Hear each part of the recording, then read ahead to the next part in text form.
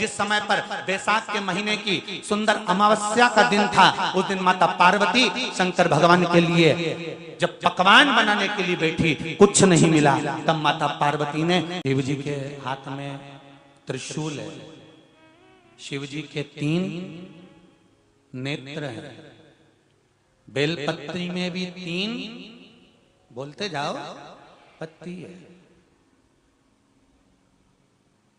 बैसाख के महीने में जो शंकर भगवान को प्रसाद का भोग लगता है, उसमें भी 3 ही चीज मिलती है। सत्तू,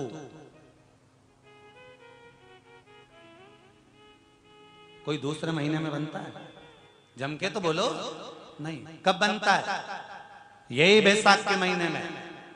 चने की दाल, गेहूं और जौ, इन तीनों को गलाकर सेक कर जो सत्तू तैयार होता है, इसी बैसाख के महीने में परशुराम जयंती के दिन या अमावस्या के दिन या पूर्णिमा के दिन शंकर भगवान को समर्पित होता है और भगवान विष्णु को समर्पित होता है। दुनिया के लोग कहते क्या होता है सत्तू से?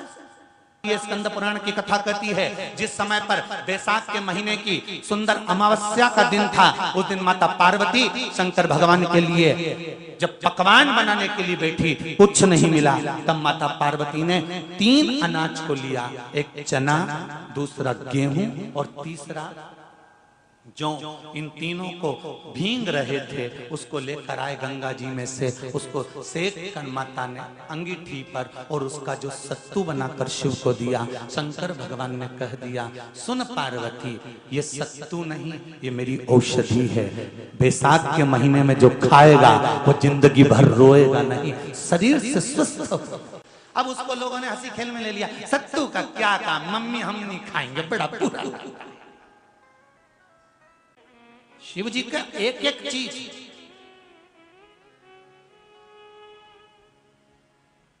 बैसाख के महीने में पियो बेल। बेल मतलब समझ गए? बेल का रस। बैसाख के महीने में पियो बेल और शरीर को रखो ऑलिव बेल। सत्तू 12 महीने खाओ मत खाओ। कौन सा महीना? बैसाख के महीने में सत्तू जरूर खाओ। और सत्तू चाइना से नहीं आएगा, इंडिया में ही बनेगा और बना भारत में ही।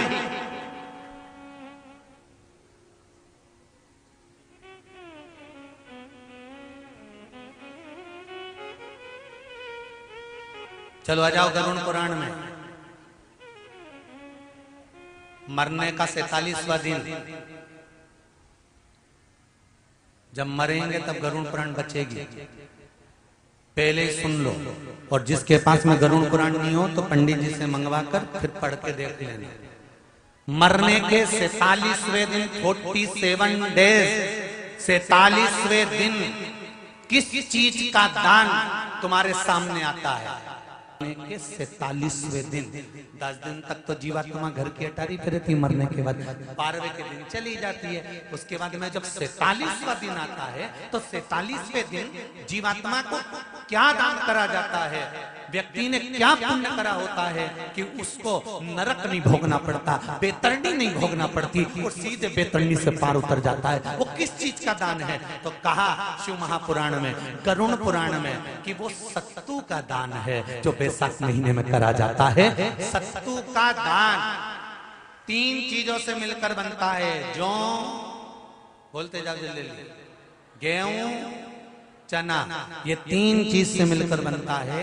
इसमें जो बारीक बारीक कण होते हैं, जितने जितने 3 चीज के मिले हुए बारीक बारीक कण होते हैं, ये जब दान किया जाता है सत्तू का, तब ये बेतरनी तरने के लिए 47वें दिन इस जीवात्मा ने अगर सत्तू का दान करा होता है या सत्तू का सेवन बैसाख के महीने में करा होता है, तो उसको बेतरनी नहीं भोगना पड़ती, डायरेक्ट सीधे रतलाम उज्जैन से डायरेक्ट। किस किस के यहां बनता है सत्तू?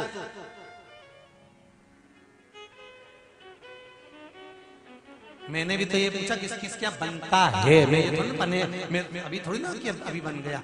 बैसाख में बनता तो होगा। पहले गांव के लोग तीरथ करने जाते थे, गांव का लोग जब तीरथ करने जाता था कोई सामान नहीं लिया, सत्तू बांधी पोटली में धरा यूं और पानी में घोलिया और नमक डालिया या शक्कर या गुड़ घोल के और पी के वही चले। आज के अब जब सैनिक युद्ध करने जाता है, थक जाता है, बहुत थकान हो जाती है, जब उससे देखा जाता है तो सैनिक का जो कमांडर होता है वो सत्तू मंगवाता है और गिलास में घोल घोल कर पूरी सेना को पिलवाकर फिर युद्ध में उतार देता है। फिर युद्ध साधारण नहीं है महाराज। सत्तू में जितने बारीक बारीक कण होते हैं, जितने बारीक बारीक कण, अब तुम्हें काम करना, अभी जब फ्री रहो तो एक कागज पे रख के सत्तू का एक कण गिनना है, 1 2 3 बारीक बारीक गिनते रहना जरा। तो तुम्हारा क्या जाए गिनने में, भगवान कृष्ण के हाथ में पट्टी बंधी थी तो उनने भी तो रुक्मणी को गिनने को दिया था, जरा गिन तो जरा इसमें कितने धागे। रुक्मणी जी ने कहा इसमें 9,999 धागे हैं। भगवान ने कहा बस यही 9,999 मुझे द्रौपदी को वापिस लौटाना है।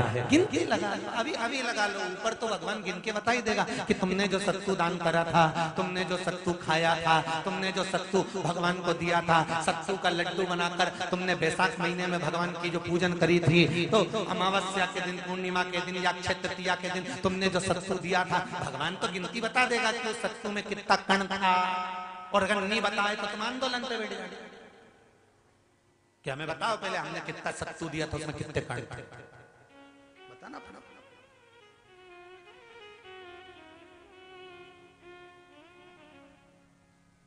एक शिव की आराधना में चांगुना ने 1 लोटा जल भरा, उसमें थोड़ा सा चंदन डालकर बेलपत्री के वृक्ष के नीचे ले जाकर डाल देती, थोड़ा सा जल बचाकर शिव जी को डाल देती। शंकर भगवान ने एक दिन चांगुना के सामने मन में विचार प्रकट करा और पार्वती जी से कहा, पार्वती एक बात समझ में नहीं आती, आधा जल ये बेलपत्री को देती है, आधा जल मुझे देती है, जब आधा जल मुझे देती है तो मुझे बड़ा गुस्सा आता है।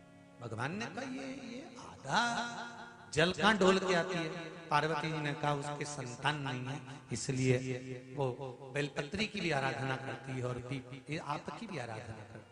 ठीक, इनके यहाँ पितृदोष होता है, काल सर्प दोष होता है, वास्तु दोष होता है, उनको ज्यादा कुछ नहीं करना होना।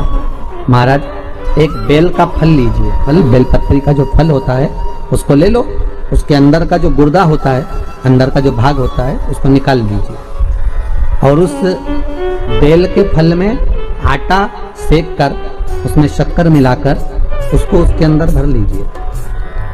अमावस्या के दिन सुबह 10 बजे से पहले उस बेल फल में जिसमें तुमने पंजेरी भरी है, आटा सेक कर भरा है शक्कर के साथ में, उसको अपने घर में घुमाने के बाद में जिसको काल सर्प दोष बताया है, पितृदोष बताया है या वास्तु दोष का स्मरण बताया है, घर में सब दूर घुमाकर अपने परिवार का हाथ का स्पर्श कराकर पीपल के पेड़ के नीचे तक खड्डा खोदकर उस बेलपत्र के उस फल को दाब दीजिए, उस फल को उसमें दबाइए। केवल एक अमावस्या करना रहता है, पितरों के दोष से मुक्ति मिलती है और हमारे घर के कार्य सफल होना प्रारंभ हो जाते हैं। कार्य की सफलता होती है, कार्य में सफलता प्राप्त होने।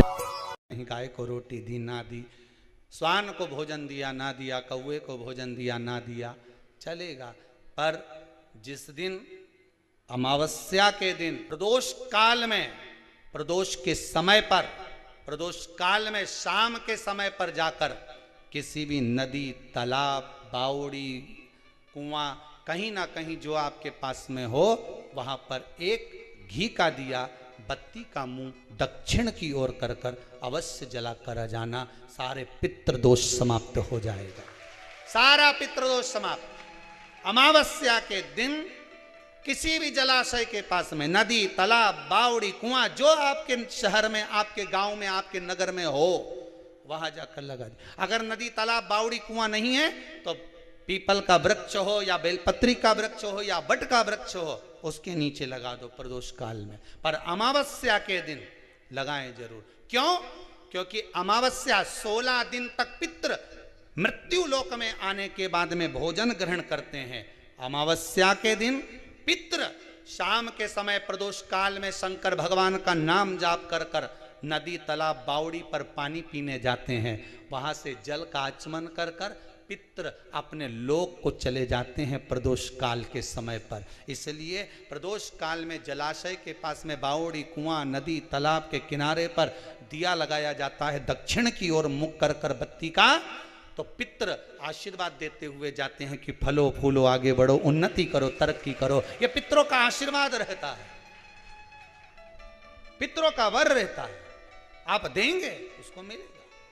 कुछ करा ना करा, फिर अमावस्या के दिन, जिस दिन पितृपक्ष समाप्त हो, उस दिन दिया दक्षिण की ओर बाती का मुख कर कर लगा। महाराज